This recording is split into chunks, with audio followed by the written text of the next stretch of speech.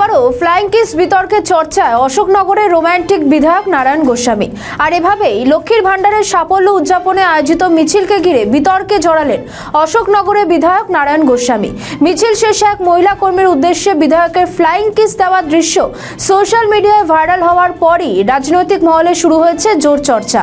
জানা গিয়েছে অশোকনগরের শেরপুর এলাকা থেকে একটি মিছিল 3 নম্বর রেলগেট হয়ে মানিকতলা পর্যন্ত যায়। লক্ষ্মীর ভাণ্ডার প্রকল্পে উপকৃত মহিলাদের অংশগ্রহণে আয়োজিত এই মিছিলে পা মেলান নারায়ণ গোস্বামী। মিছিল শেষের পর দলীয় এক মহিলা কর্মীর সঙ্গে কথোপকথনের সময় ইয়ার্কির ছলে ফ্লাইং কিস দেওয়ার একটি মুহূর্ত ক্যামেরাবন্দী হয়। সেই ছবি ও ভিডিও সোশ্যাল মিডিয়ায় ছড়িয়ে পড়তে বিতর্কের সূত্রপাত।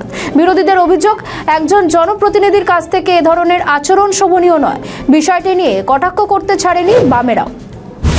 আমরা শুনলাম যে অশোকনগরের বিধায়ক তিনি নাকি মিছিলে মহিলাদের ফ্লাইং কিস ছুঁড়েছেন। এখন এইসব বিষয়ে কথা বলাটাই একটু মুশকিল, তবে ওনার এসব অভ্যেস আছে। এর আগে উনি স্টেজে উঠে মদ্যপ অবস্থায় সম্ভবত খুবই উল্টোপাল্টা বলেছিলেন, যা সম্পর্কে অশোকনগরের মানুষের খুবই বিরক্তি আমরা সব জায়গায় দেখেছি।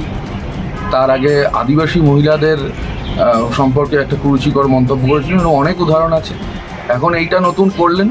অশোকনগরের মানুষ বুঝতে পারছেন কাকে তারা বিধায়ক করেছেন। তবে আমাদের স্থির বিশ্বাস, যা আমরা বুঝতে পারছি, উনি মহিলাদের মিছিলে গিয়ে ফ্লাইং কিস দিতে পারেন। আগামী বিধানসভা